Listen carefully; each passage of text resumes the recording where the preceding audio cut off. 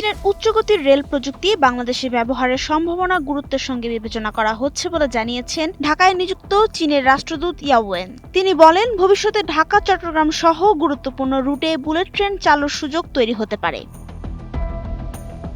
18 জুলাই রাজধানী pan Pacific Sonargaon হোটেলে বাংলাদেশ চীন মৈত্রী সমিতি আয়োজিত এক সেমিনারে বিশেষ অতিথির বক্তব্যে তিনি এসব কথা বলেন। অনুষ্ঠানে প্রধান অতিথি ছিলেন স্থানীয় সরকার, পল্লী উন্নয়ন ও সমবায় মন্ত্রী এবং বিএনপির মহাসচিব মির্জা ফখরুল ইসলাম আলমগীর।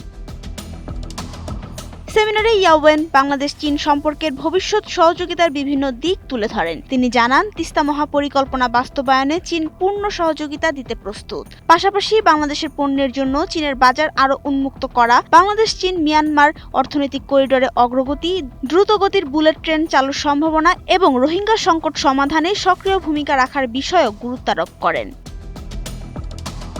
ইয়াওয়েন বলেন, বাংলাদেশ ও চীনের সম্পর্ক বর্তমানে ইতিহাসের অন্যতম সেরা পর্যায়ে রয়েছে। সাম্প্রতিক উচ্চ পর্যায়ের সফর দুই দেশের কৌশলগত অংশীদারিত্বকে আরও শক্তিশালী করেছে। উন্নয়ন, বাণিজ্য, যোগাযোগ ও আঞ্চলিক স্থিতিশীলতার মতো গুরুত্বপূর্ণ খাতে বাংলাদেশকে দীর্ঘমেয়াদে সহযোগিতা দিতে চীন প্রতিশ্রুতিবদ্ধ। তিস্তা মহাপরিকল্পনা বাস্তবায়নেও চীন আন্তরিকভাবে কাজ করে যাচ্ছে বলে জানান তিনি। নাবিলা রহিম, সময়ের আলো।